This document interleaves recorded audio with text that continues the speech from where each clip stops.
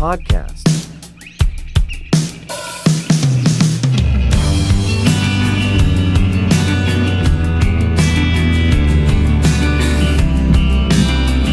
Assalamualaikum warahmatullahi wabarakatuh. Kembali lagi di KBCast, Kabar Bengkulu Podcast. Hari ini kita kedatangan tamu, salah satu praktisi dari dunia kesehatan.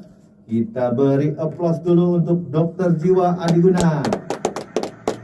Oke, gimana kabar Dok? Sehat? Alhamdulillah Sehat.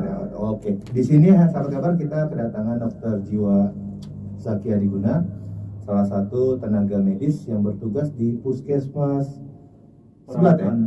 Sebelat ya, oke Sebelat.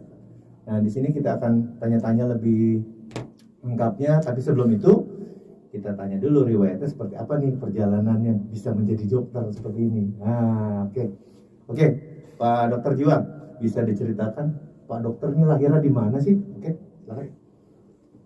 Jadi terima kasih Om. Jadi kalau untuk histori ya, Iya, story. saya lahir di Pasar Ipuh. Pasar Ipuh ya? Oh, Iya, Pasar Pasar Ipuh. Ipuh 17 Maret 1994. Itu lahir di Pasar Ipuh. Untuk pendidikan, saya SD di SD Tanjung Harapan. SD Tanjung Harapan di Ipuh juga ya? Di Ipuh ya. Nah itu SD di Tanjung Harapan nggak lama sih. Sampai kelas 2. Habis itu saya SD di Medan Jaya.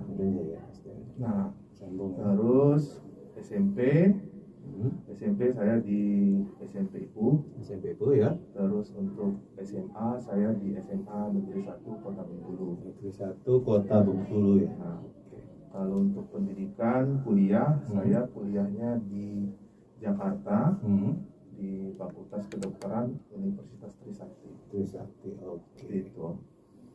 Dan saya pernah dengar juga bahwasannya Dokter Jiwa ini ketua atau wakil BEM.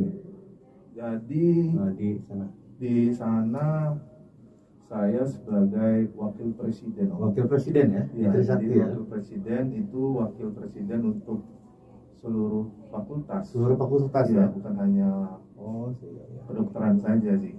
Oh, jadi salah satu wakil presiden di seluruh fakultas yang ada di Trisakti ya. Iya.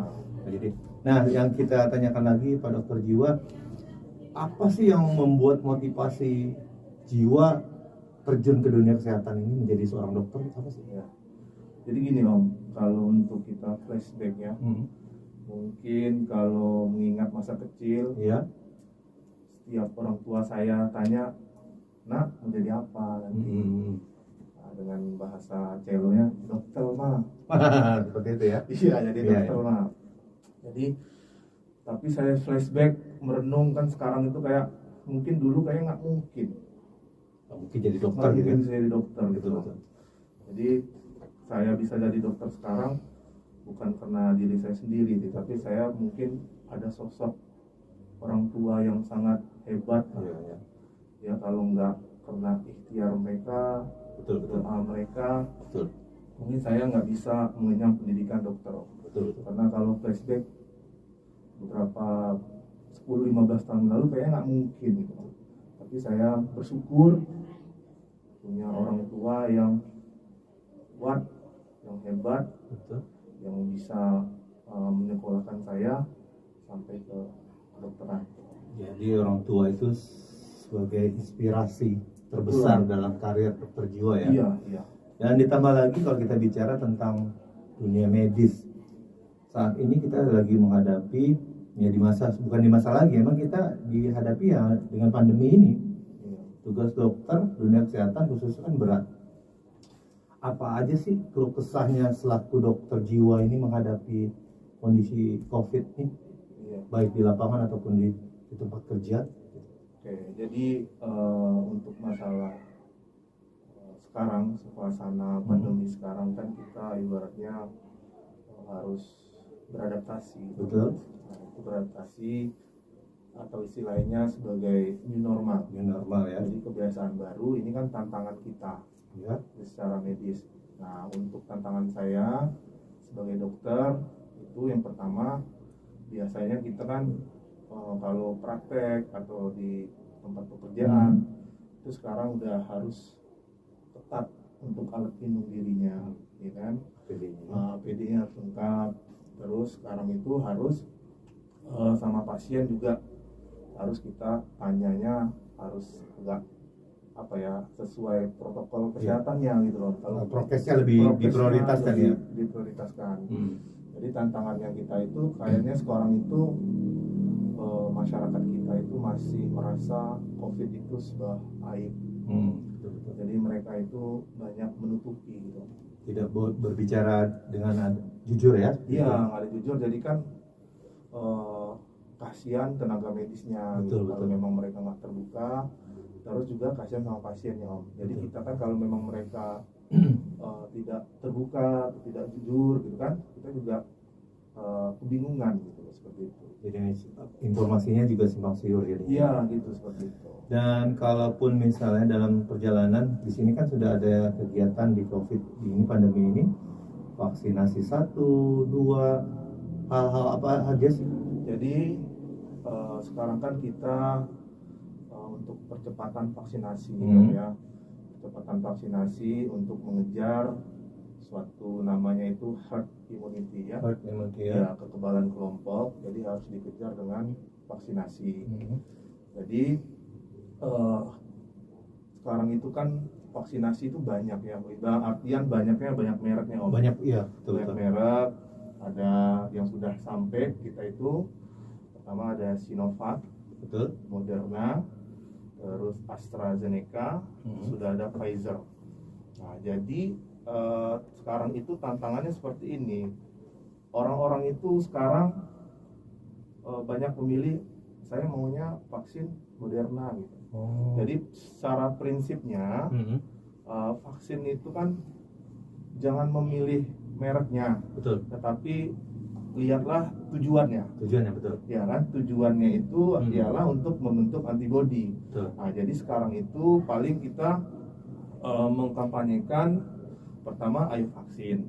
Yang kedua mengkampanyekan jangan memilih-milih merek vaksin. Jadi semua vaksin itu sama, itu untuk perlindungan, ya kan? Jadi mereka itu mungkin banyak dapat WhatsApp group gitu kan, katanya vaksin ini lebih bagus, vaksin itu kurang bagus. Tapi kan prinsip kita kan untuk untuk membentuk imunitas tubuh kita gitu. Ditambah lagi mungkin dokter jiwa juga buka praktek di rumah ya? Iya, saya buka praktek di rumah. Kalau pasien-pasien di saat pandemi ini, pasien-pasien seperti apa sih yang datang ke tempat praktek Pak Dokter Jiwa? Kalau tempat praktek untuk sekarang ya, sekarang kan lagi masa yang pandemi ya, paling ya mereka itu ya mengarah ke pandemi sekarang gitu loh. Keluhannya seperti itu ya? Keluhannya seperti sekarang, cuman mereka itu ya takut untuk diperiksa gitu loh. Tapi saya tetap edukasi gitu. Lebih baik kita periksa aja, nggak apa-apa gitu loh. Jadi istilahnya sahabat kabar, itulah lika-liku perjalanan sosok dokter jiwa dalam awalnya tadi, dan tuh ditambah dengan konteks pasien di saat pandemi, dan tuh ditambah lagi memang dunia kesehatan ini kan, jadi secara nggak langsung bukan hanya di dunia kesehatan ya, baik TNI, Polri, mereka nih bombardir, harus dibombardir kampanye ayo vaksin seperti itu kan. Karena sahabat kabar juga jangan ragu-ragu lagi, vaksin ini udah halal loh, sudah ada di MUI ya, seperti itu kan. Jadi kita sama-sama kita vaksin. Bagi sahabat kabar yang belum vaksin, yuk kita sama-sama kita vaksin. Ditambah lagi nih Pak Dokter Jiwa, yang harapan Pak Dokter Jiwa khususnya terkait tentang bagaimana agar COVID ini bisa diminimalis. Harapannya kepada stakeholder khusus pemerintah ya, baik kabupaten maupun provinsi, apa sih yang perlu diprioritaskan di dunia kesehatan ini untuk biar edukasi ke masyarakat itu pas seperti apa? Ya, kalau untuk masalah itu yang pertama yang saya lihat itu harus lebih ketat lagi ya, masalah prokesnya itu ya. Prokes ya. Nah, prokesnya itu harus lebih ketat, seperti memakai masker. Terus untuk memakai masker sekarang kan sudah ada peraturannya, memakai masker 2 lapis ya, sampai masker medis pertama, terus di masker kain. Nah, terus menjaga jarak, mencuci tangan di air yang mengalir menggunakan sabun. terus menjauhi kerumunan, terus ya nggak lupa juga kita yang terakhir itu berdoa, ya kan, berdoa ya kita harus tetap berdoa supaya kita dilindungi. Berarti 5M+1D. Iya, 5M+1D seperti itu Om. Jadi. Terus yang kedua, saya mungkin untuk pemerintah harus percepatan vaksinasi ini harus dikebut. Harus dikebut ya? Iya, karena harus dikebut karena beberapa provinsi, salah satunya di DKI ya, di DKI itu untuk percepatan vaksinnya sudah mencapai 70% dari total populasi. Betul. Nah, kita ini secara global itu baru sekitar nggak nyampe 10%. Oh iya ya. 10% vaksinasi kita secara itu ya, secara nasional ya. Nasional ya. Nah, untuk mencapai kekebalan kelompok itu kita harus mencapai minimal 70% populasi yang ada di Indonesia. Sedangkan kita baru 10%. Jadi masih jauh mengejar. Jadi kita harus kejar. Supaya kenapa? Untuk meminimalisir selain kita protokol kesehatan, betul. juga ya percepatan vaksin. Cuman itulah untuk ikhtiar kita seperti itu. Jadi sahabat kabar, itulah harapan kita semua, baik dari dunia kesehatan, Pak Dokter Jiwa, dari kami juga dari sahabat kabar Bengkulu, berharap mudah-mudahan prosesi vaksin ini berjalan dengan cepat ya. Iya. Karena target seperti itu ya Pak Dokter. Ditambah lagi himbauan dari kami seluruh sahabat kabar yang kita kedepankan protokol kesehatan 5M+1D tadi, khususnya berdoa seperti itu dan jaga imunitas tubuh ya Pak Dokter. Nah Pak Dokter, kira-kira ada yang ingin disampaikan nggak kepada seluruh sahabat kabar terkait protokol kesehatan harus seperti apa? Silakan.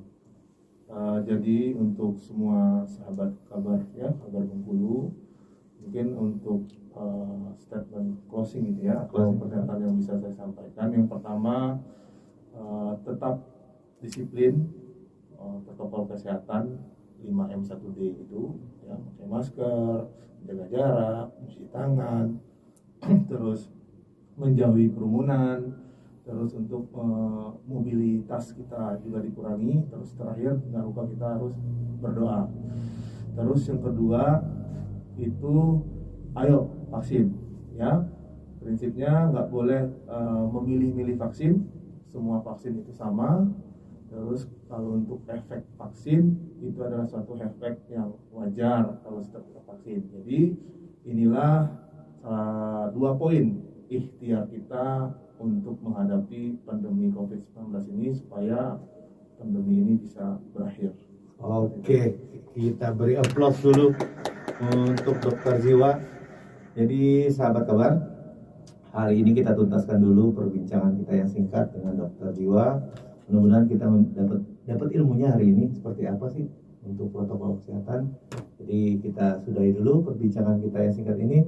Wabillahi taufiq wal hidayah. Assalamualaikum warahmatullahi wabarakatuh. Waalaikumsalam warahmatullahi wabarakatuh.